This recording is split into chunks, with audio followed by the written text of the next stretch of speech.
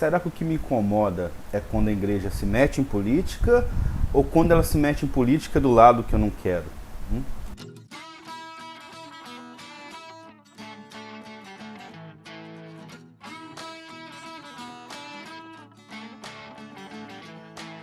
Fala pessoal, tô aqui de volta. Eu sei que eu fiquei um tempinho bom aí sem postar vídeos, mas eu avisei que eu não sabia qual seria a frequência, mas que eu tava voltando. Então, tô voltando, tô aí na área. E infelizmente para tratar de um tipo de coisa que eu não gosto muito, sabe? Assim, me envolver em treta realmente não é o que eu curto fazer. Só que tem uma situação assim, que chegou num ponto bem sério, né, de uns ataques aí em relação à CNBB, a campanha da fraternidade, que chegou num nível de viralização muito grande e que eu vi que ninguém estava dando uma resposta à altura e eu tinha alguma coisa para contribuir. Eu falei, vou ter que fazer alguma coisa. Então esse vídeo vai ser direcionado especificamente para o Bernardo Kister.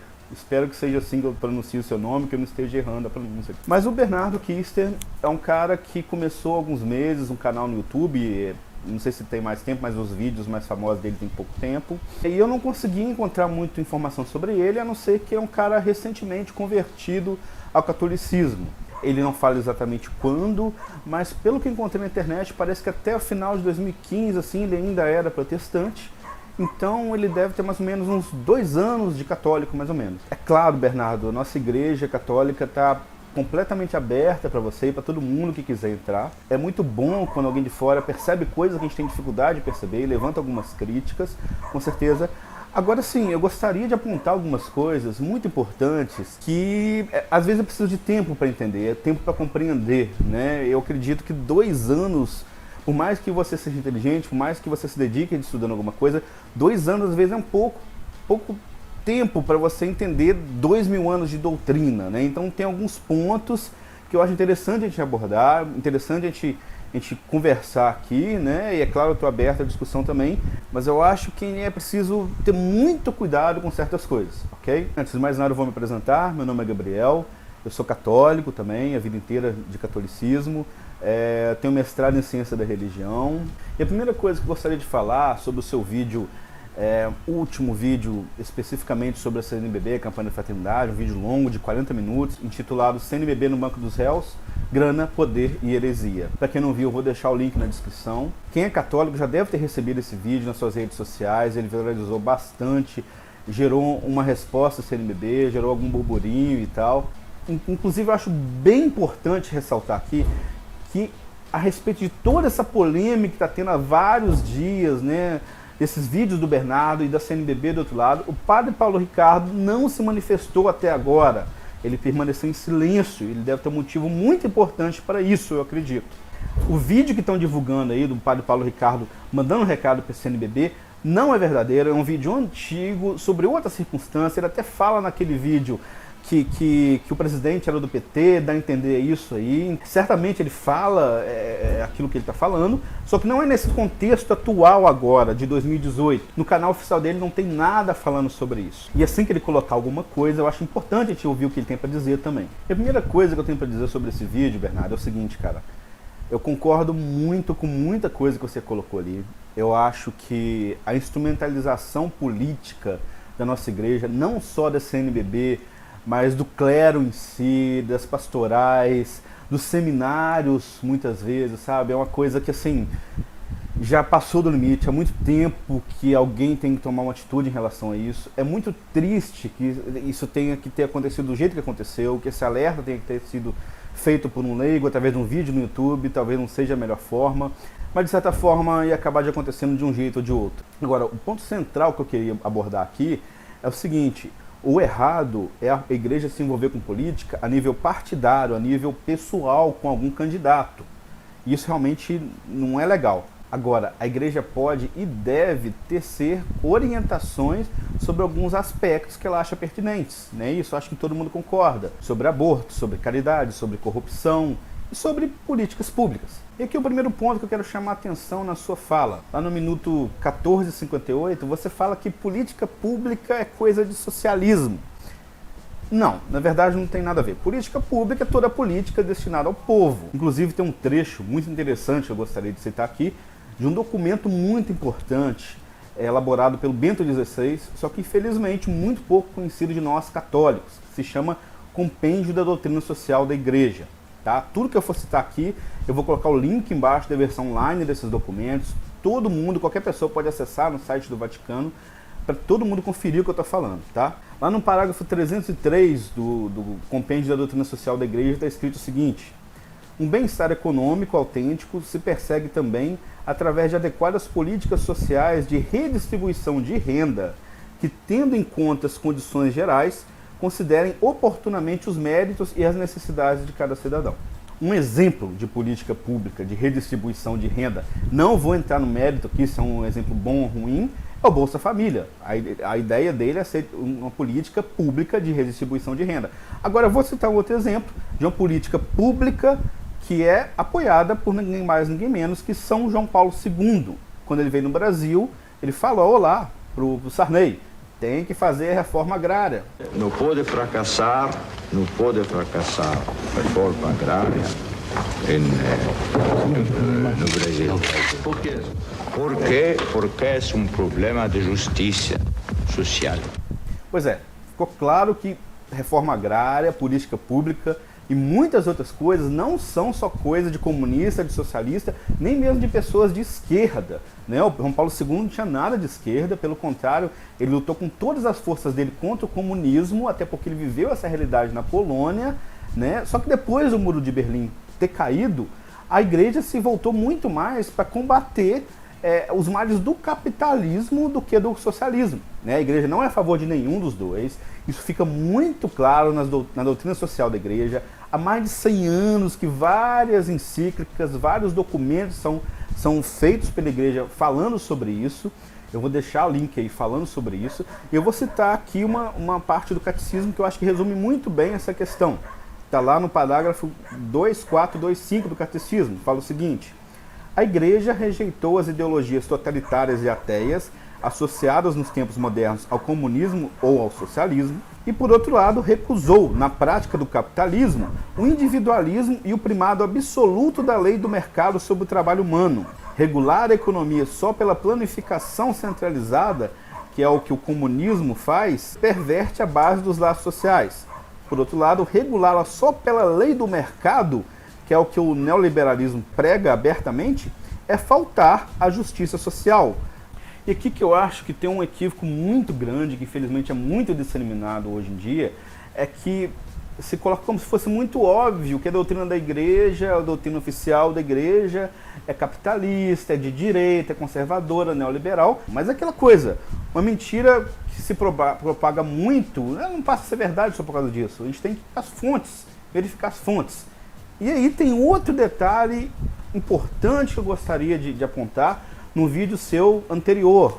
Lá no seu vídeo O que deveria ser a CF 2018, lá no instante 4:24, você ironiza um trecho de um folheto da campanha da fraternidade que associa a violência com o capitalismo, a sociedade de consumo. E você fala como se fosse óbvio que o contrário é que fosse verdade. Você fala que a sociedade do consumo, na verdade, queria diminuir a violência, porque iria aumentar o nível social, o nível econômico das pessoas, e aí iria propiciar que as pessoas roubassem menos. Então, eu lamento te informar que, na verdade, esse trecho do folheto da campanha da fraternidade não foi tirado de trás da orelha de quem fez isso. Aquilo foi inspirado em um documento papal. Aquilo foi inspirado no Evangelii Gaudium, que eu considero leitura obrigatória para todo católico, porque ele fala exatamente o que o Papa quer para a igreja de hoje. E lá no número 60 da Evangelii Gaudium, ele diz o seguinte: os mecanismos da economia atual promovem uma exacerbação do consumo, mas sabe-se que o consumismo desenfreado, aliado à desigualdade social, é duplamente daninho para o tecido social. Assim, mais cedo ou mais tarde, a desigualdade social gera uma violência que as corridas armamentistas não resolvem, nem poderão resolver jamais. Ele está relacionando claramente o consumismo com a violência. Então, Bernardo, eu não sei se você concorda com o Papa Francisco, não sei o que você acha dele, né? Mas eu acho que você deve concordar que a gente discordar publicamente de um Papa, ainda mais de uma forma irônica, é algo realmente bem delicado de se fazer, né? Você discordar publicamente de um Papa, sendo católico, é algo que deve ser feito com muito cuidado, em casos bem delicados, bem extremos, né? E eu vou deixar até aqui um vídeo do padre Paulo Ricardo, que é o maior comunicador católico conservador atualmente, em que ele explica isso, porque a posição dele de ser papista, exatamente por acreditar na unidade da igreja, não só na unidade, mas na importância do Papa para a gente. Então esse é um ponto que eu sinceramente acho que deveria ser revisto no seu vídeo, né? Eu acredito que mereça aí uma correção. Outro ponto que eu acho que deveria ser analisado com cuidado, por exemplo, é quando você fala de Dom Helder e fala dele somente como um bispo comunista que queria botar fogo no Vaticano e tal. Mas Dom Helder, cara, é um cara que está em processo de canonização. O Vaticano aceitou o processo de canonização dele e ele automaticamente é reconhecido como servo de Deus pela igreja. Então, assim, a gente falar de alguém que é servo de Deus, que a igreja reconhece como tendo virtudes, eu acho que deve ser algo que deve ser feito com muito cuidado também, né? Por mais que a gente discorde de algumas coisas, eu acho que o mínimo de respeito e o mínimo de análise dos pontos positivos e negativos cuidadosamente feitos deve ser pensado nesse aspecto, né? Continuando no seu vídeo, lá no instante 19:09, você ataca a teologia da libertação porque seria algo que o PT apoia, que a Gleisi Hoffmann apoia, que foi o que fez surgir o PT. Nesse ponto concordo muito com você. E foi exatamente isso que a igreja sempre condenou na teologia da libertação. O lado mais político no sentido partidário. Agora, um detalhe muito importante também, que muita gente se esquece, é que a igreja nunca condenou a teologia da libertação em si. E para provar isso, eu vou ler um trecho de um documento de ninguém mais, ninguém menos, do cardeal Joseph Ratzinger, nosso futuro Papa Bento XVI, na época que ele estava apontando as falhas da teologia da libertação. Ele diz o seguinte: uma teologia da libertação corretamente entendida constitui, pois, um convite aos teólogos a aprofundarem certos temas bíblicos essenciais com espírito atento às graves e urgentes questões que a atual aspiração pela liberdade e os movimentos de libertação, eco mais ou menos fiel dessa aspiração, põem à igreja. Isso está lá, vou deixar o link aí também, no documento chamado Instrução sobre alguns aspectos da teologia da libertação, do Ratzinger, de 1984. Nesse documento, o Ratzinger é muito cuidadoso ao usar o termo teologias da libertação, em vez de teologia no singular. Porque ele entende que, na verdade, existem várias formas de se fazer teologia da libertação, né? A gente poderia, por assim dizer, grosso modo, colocar uma teologia mais centrada na igreja e outra mais centrada no marxismo. Essa teologia de libertação marxista que ele condena. Agora, aqui é centrada na igreja, aqui, por exemplo, foi a teologia de libertação de Dom Paulo Evaristo Arnes, da irmã dele, Dona Zilda Arnes, que fundou a Pastoral da Criança, fez um trabalho sensacional. A teologia de libertação do Padre Zazinho, por exemplo, nunca foi condenada pela igreja. E o Ratzinger até apoiou aqui, falou como ela é urgente para a igreja sobre certos aspectos. E para entender um pouco melhor essa diferença entre essa teologia de libertação boa e a teologia de libertação ruim, é interessante clicar no link que eu vou deixar aí, do professor Felipe Aquino, né, que todo mundo conhece, também um grande comunicador católico, falando do racha que se deu entre o Clodovis Boff e o Leonardo Boff, irmão dele. O Leonardo Boff, todo mundo sabe, da ala mais marxista, por assim dizer, da teologia da libertação, e o Clodovis, ele criticou essa ala, ele rompeu com ela, falou que a teologia de libertação mais marxista acabou colocando o pobre no lugar de Cristo, né? Então Clodovis é um teólogo respeitado da igreja, bastante respeitado, inclusive pelo Felipe Aquino. Eu já vi vídeo do padre Paulo Ricardo falando bem do Clodovis, e que ele tenta fazer uma teologia da libertação mais voltada para os anseios realmente que a igreja aponta. Então eu acho que a gente tem que ter muito cuidado ao condenar a teologia da libertação, colocar tudo no mesmo saco como se fosse tudo igual, ok? Depois no seu vídeo você fala que o CONIC, que é o Conselho Nacional das Igrejas Cristãs, é o herético. Eu acho muito complicado a gente falar de heresia, porque heresia em tese é tudo que eu não concordo. Então, para mim, uma pessoa que prega uma coisa diferente de mim é herético. Assim como você era herético, era um herege para a Igreja Católica, até 2, 3 anos atrás. E assim como hoje nós católicos somos hereges para os protestantes, por assim dizer. Então, em tese, é só isso que é heresia. Mas, como essa palavra herege acabou se tornando uma coisa muito pejorativa com o tempo, é uma palavra que a gente evita usar. Principalmente quando se trata de um órgão ecumênico como o CONIC, que a intenção dele, eu acredito, não seja lançar uma nova doutrina, né? Negar a doutrina de alguma igreja que é parte dele, mas sim visualizar o que tem de diferença ali e o que tem de aproximação. Para quem diz que não gosta de ecumenismo, eu gostaria de lembrar que todos os 6 últimos papas, no mínimo, pelo menos, desde João 23, têm um esforço muito grande em promover o ecumenismo e o diálogo interreligioso. Ecumenismo entre as igrejas cristãs e o diálogo interreligioso é com outras religiões. Inclusive o nosso querido Bento XVI, em 2011, se não me engano, ele num congresso em Assis para discutir justamente a paz, acabar com a violência no mundo, ele chamou membros de várias outras religiões, como já é costume, e chamou também, pela primeira vez, alguns agnósticos, né, que são aquelas pessoas que não acreditam necessariamente em Deus e não se consideram ateias, elas não negam, não combatem a religião. E eu achei muito interessante, do Bento XVI ter uma abertura tal de procurar dialogar até com quem não acredita. E ele falou para os agnósticos ali presentes, falou, olha, eu quero discutir com vocês, eu quero dialogar com vocês, porque vocês também buscam algo, vocês também são peregrinos da verdade e da paz. Ele usou essas palavras para falar com os agnósticos e falou mais, falou que os agnósticos têm muito a confrontar, a questionar os donos das religiões para eles não terem uma verdade absoluta que pode levar à violência. Isso tudo eu vou deixar aqui embaixo também. É muito interessante de se ler e mostra como, mesmo quem a gente considera às vezes mais conservador, que no caso é o Papa Bento XVI, uma cabeça muito aberta para certas questões. Lá no minuto 27 e 27 do seu vídeo, você critica um documento do CONIC que estaria, na verdade, na sua opinião, falando que a Eucaristia não faz diferença, que seria tudo a mesma coisa. E o que esse documento fala, na verdade, é o seguinte: há, é verdade, diversas formas de expressar a presença real de Cristo, mas todas realçam que quem participa da mesa do Senhor recebem o próprio Cristo. Cada uma realça, ou seja, cada uma diz que a sua forma de expressar a presença real de Cristo está recebendo o próprio Cristo. Ele não está falando que todas são iguais. Como é um documento ecumênico, logicamente ele não pode falar que uma é mais importante que a outra. É assim que se faz um diálogo ecumênico. Busca o que você tem de semelhante com todos e aponta as diferenças de cada um. Agora, cada uma vai falar que a sua é mais importante. É óbvio. Eu acredito que a Eucaristia é uma presença muito mais forte de Jesus. Como você acredita também, mas não é o que você acreditava quando era batista, por exemplo. Já no minuto 28 e 3, você fala que esse trecho estaria tirando o aspecto de sacrifício da celebração, mas eu sinceramente acho que faltou prestar atenção na frase que vem antes, que fala assim: o aspecto sacrificial constitui uma dimensão inerente e irrenunciável da Santa Ceia.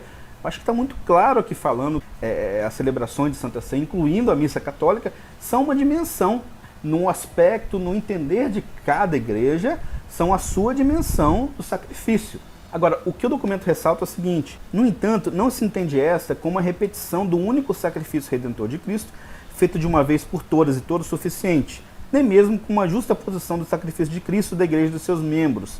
Ou seja, o que a gente faz é celebrar um novo sacrifício a cada missa, que é, por assim dizer, uma memória do sacrifício de Cristo. Né? Eu acho que é uma questão de palavras aí, talvez memória, repetição, não tenha ficado muito claro.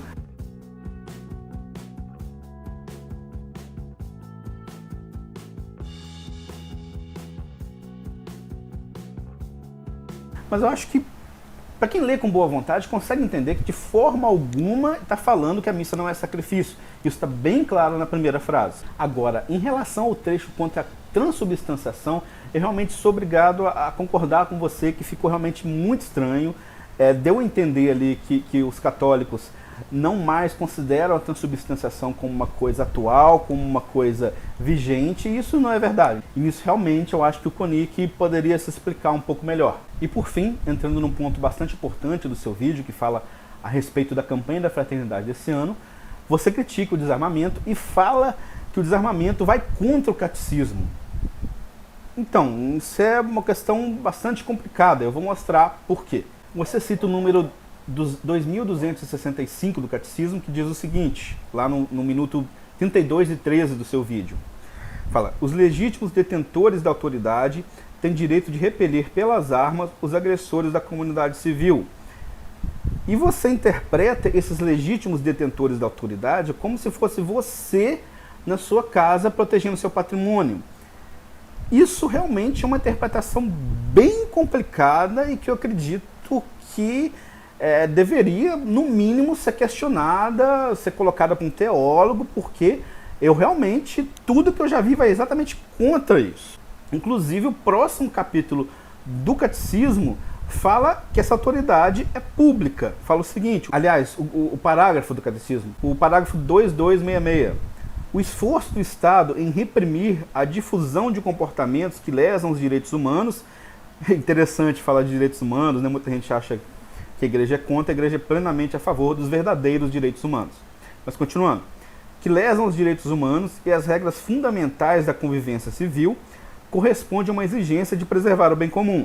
É direito e dever da autoridade pública legítima infligir penas proporcionais à gravidade do delito. Muito claro, quem inflige penas proporcionais é o Estado, que manda para a cadeia, que reprime, enfim. E para não deixar dúvidas a respeito dessa interpretação que eu estou falando, eu vou colocar um vídeo do padre Paulo Ricardo também, que ele fala especificamente sobre desarmamento. Ele explica muito bem essa questão e o padre Paulo Ricardo deixa bem claro que legítima defesa não é você atirar num pivete que quer te assaltar com canivete. A legítima defesa, ela é proporcionada. Não existe proporção, por exemplo, entre um moleque de rua com um canivete na mão, querendo tirar a sua carteira, e você tirando a vida do menino. Não. Aí não há legítima e proporcionada defesa, porque não há proporção entre a sua carteira e a vida do menino. A vida do menino vale mais do que a sua carteira.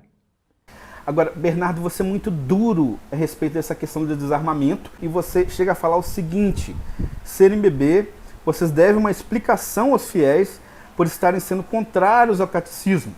E vou citar uma frase em que ele explica exatamente a interpretação dele sobre essa questão do desarmamento. Quem é que vai nos defender? Somente a polícia, o exército e os seguranças que estão cadastrados? Ou o cidadão comum pode ter armas em casa? Agora, resposta: a decisão é sua. A igreja não tem uma doutrina sobre isso. Isso é um problema prático. A igreja, como a gente viu na interpretação do padre Paulo Ricardo, não fala tão diretamente, especificamente, sobre o desarmamento civil, né? Mas ela tem uma política muito clara, contrária ao armamento entre os países. Tem uma campanha de desarmamento integral que vem desde João 23, que fala sobre o desarmamento não só dos povos, mas do ser humano em si, para a gente dizer não à cultura das armas. E o Bento XVI é um ferrenho defensor dessa ideia de desarmamento integral. E eu vou ler alguns trechos de um pronunciamento dele sobre isso. O desarmamento não diz respeito unicamente aos armamentos dos estados, mas compromete todos os homens chamados a desarmar o próprio coração e a serem toda parte construtores da paz. Não se pode descuidar o efeito que os armamentos provocam no estado de espírito e no comportamento do homem. Com efeito, as armas, por sua vez, tendem a alimentar a violência. Isso eu acho muito profundo e muito importante de refletir. Será que as pessoas que querem ter uma arma em casa, será que as pessoas que adoram armas, que confessam que têm esse fetiche por armas e querem ter um direito de fazer justiça com as próprias mãos, será que elas querem realmente só legítima defesa? Será que é isso que é legítima defesa? Será que é isso que o catecismo diz que é legítima defesa? Você disse o seguinte, que a CNBB deveria apoiar candidatos que revoguem o Estatuto do Desarmamento. Vem cá, mas você não falou que a CNBB não devia se meter com política? Ou será que você acha que ela só não deve meter com política de um lado que não é o seu lado, que você acredita? Lembrando que o Estatuto do Desarmamento, ele vai muito nessa ideia do que o Bento XVI apoia. O que ele fez foi diminuir a quantidade de armas circulando na nossa sociedade, inclusive armas legalizadas também, para diminuir a violência. E realmente conseguiu. Se você vê os números, o número de homicídios diminuiu. E fica o questionamento. Será que a gente enviasse uma carta para o Bento XVI, por exemplo, perguntando se ele apoiaria o Bolsonaro lá, que é a favor da revogação do Estatuto de Desarmamento, será que o Bento XVI apoiaria ele? Se o Bento XVI não apoia, por que a CNBB deveria apoiar? Na minha opinião, ela não devia se meter de forma alguma com política partidária, apoiar candidatos, apoiar partidos de forma alguma, mas propor orientações e, sobretudo, incitar organizações que ajudem a sociedade a ir para frente. E aqui eu vou citar um exemplo bem interessante. Em 1996, a campanha da Fraternidade teve o tema Fraternidade Política. Você deve ter pensado, nossa, foi a campanha mais chata de todas, apoiou o PT, tá? Não necessariamente. Um dos frutos dessa campanha foi a elaboração pela Comissão Brasileira de Justiça e Paz, que é um órgão vinculado à CNBB, de uma campanha de combate à corrupção eleitoral, que depois virou Movimento de Combate à Corrupção Eleitoral, que além da CNBB conta com várias outras organizações. E sabe o que esse movimento já fez? Das 4 leis de iniciativas popular que já foram aprovadas no Brasil, 2 foram elaboradas por essa comissão da CNBB e por esse movimento de combate à corrupção eleitoral, que é a Lei 9840 de 1999 contra a compra de votos e a Lei Complementar número 135 de 2010, conhecida como Lei da Ficha Limpa. E você imagina, antes de ter internet, só mesmo a CNBB para conseguir difundir a coleta de assinatura pelo Brasil inteiro para conseguir aprovar uma lei de iniciativa popular. É muito difícil isso. E a Lei da Ficha Limpa é a mesma que provavelmente vai impedir o Lula de se candidatar às eleições desse ano. Ou seja, corre o risco do Lula não poder se candidatar, não só o Lula, mas como vários políticos condenados pela justiça não poderem se candidatar por causa da campanha da Fraternidade e da CNBB. E fica a minha pergunta, será que atacando tanto a campanha da Fraternidade e a CNBB, a gente não está jogando fora a água suja da bacia com a criança dentro? Eu podia citar aqui vários exemplos de campanha da Fraternidade que deram frutos muito bons, como a campanha de 2008, que foi sobre a defesa da vida, que antes dela não existia mobilização, dentro da igreja mesmo não existia mobilização contra o aborto, contra os ataques contra a vida. Eu sei que você vai falar que você não estava atacando o CNBB como um todo, nem toda a campanha da Fraternidade, mas cara, pensa bem, você fez um vídeo inteiro e vários outros vídeos só falando mal da campanha da Fraternidade, só elencando ONGs ruins para qual o dinheiro é repassado, mas não ficou nada das coisas boas que também são feitas ali. Não falou de trocentas instituições que merecem esse dinheiro, que podem estar deixando de ganhar esse dinheiro. Quando você só fala um monte de coisa ruim e no final do vídeo fala que lava suas mãos e deixa para a pessoa escolher se ela vai doar o dinheiro, né, do Domingo de Ramos, da coleta nacional da Fraternidade, é claro que baseado no seu vídeo ela não vai doar, porque ela vai ver só o que está de negativo ali e não vai ver o positivo. E eu fico me questionando, sinceramente, se tanta coisa bacana, como eu já citei a Pastoral da Criança, e tantas outras coisas que eu nem sei que podem estar recebendo dinheiro dessa coleta nacional da solidariedade este ano, podem deixar de receber por causa do vídeo que você fez. Então, para finalizar esse vídeo, eu gostaria de fazer uma proposta concreta, um convite, não só você, mas todo mundo que está assistindo, para a gente transformar isso tudo, esse bafafá tudo, em alguma coisa positiva e que agregue mais do que somente atacar alguma coisa. É o seguinte, eu estou acompanhando um projeto muito interessante da cidade de Juiz de Fora, eu fiz um vídeo sobre ele, eu vou deixar o vídeo aqui também para ser divulgado, que é um projeto para dar acolhimento aos imigrantes da Venezuela. A mídia está divulgando muito pouco, mas nós estamos no Brasil com uma situação alarmante em relação a quem está vindo da Venezuela. Tem mais de 40 mil pessoas, ou talvez muito mais disso, lá em Roraima, que vieram até a pé da Venezuela porque não tem mais condição de viver no país deles. Isso eu acredito que é uma campanha que quem é conservador, quem é contra o comunismo, vai apoiar fortemente, porque sabe que essas pessoas que estão vindo de lá são pessoas que não têm culpa do governo ditatorial comunista que está acabando com a vida de todo mundo, de famílias inteiras. São pessoas, na sua maioria, cristãos, católicos, ou mesmo se não forem, eu acho que merecem toda a nossa caridade. É claro que o Brasil está num momento muito ruim também da economia, está ruim pra gente, mas acredite, para eles está muito pior, eles estão morrendo de fome. E a gente já passou desse momento de ficar pensando, será que é melhor eles virem para cá no Rio? Porque eles já estão aqui, eles estão em Roraima. O problema é que o Roraima não está dando conta deles. Então, O que a gente teria que fazer? Tentar espalhar melhor eles pelo país, e aproveitar que a gente é um país muito grande, para que esses 40 mil não atrapalhem tanto assim o local que eles estiverem. E tudo que eles querem é trabalhar, gente. Eles estão cansados de não conseguir trabalhar na terra deles. Tudo que eles precisam é um lugar temporário, onde eles possam ficar um pouquinho até eles conseguirem emprego e conseguir caminhar pelas próprias pernas para depois, quem sabe, voltar para o país deles quando a situação estiver melhor.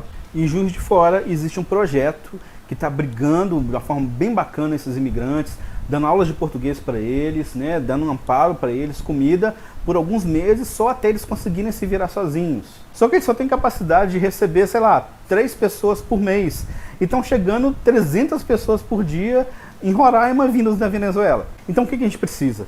Se cada paróquia desse país, que sempre tem um quarto desocupado e sempre tem uma condição de colocar um pouquinho mais de água no feijão para acolher alguém, se cada paróquia atender o apelo do Papa Francisco, né, que ele fez um tempo atrás, de cada paróquia acolher 1 ou 2 imigrantes, a gente consegue resolver esse problema. A CNBB já está ciente disso, só que é muito lento o funcionamento de tudo. Então a gente precisa de ajudar eles a divulgar isso tudo. Você mesmo falou, tem setores bons da CNBB, um setor que está apoiando esse projeto, o setor universidades, só que é muito pouco para eles conseguirem dar em conta de divulgar isso e ampliar esse projeto para o Brasil inteiro. Então eu te peço encarecidamente, Bernardo, vamos usar essa divulgação toda que você está conseguindo, essa quantidade enorme de views para a gente divulgar também esse projeto. Pode ser da forma que você quiser, a gente pode conversar, eu estou totalmente aberto, a forma que você achar melhor para a gente fazer. E não só o Bernardo, mas todo mundo que estiver vendo isso, por favor, ajuda a divulgar o vídeo que eu vou linkar aqui. No final do vídeo tem lá o contato para a gente, quem quiser saber mais informações sobre como ajudar e como ampliar esse projeto.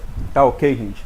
Me coloco inteiramente à disposição. A intenção desse vídeo não foi, de forma alguma, criar mais rixa, criar mais treta, criar mais briga. Eu odeio isso.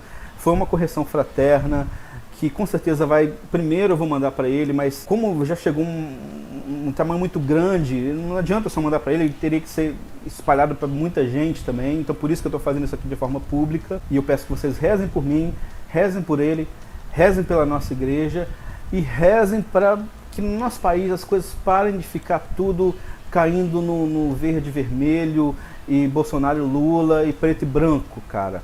O próprio Papa Francisco fala, as coisas não são preto e branco, tem muito mais nuances nas coisas. Vamos pesquisar, vamos pensar mais, vamos ter mais cuidado e mais serenidade. Todos os santos tiveram muita serenidade.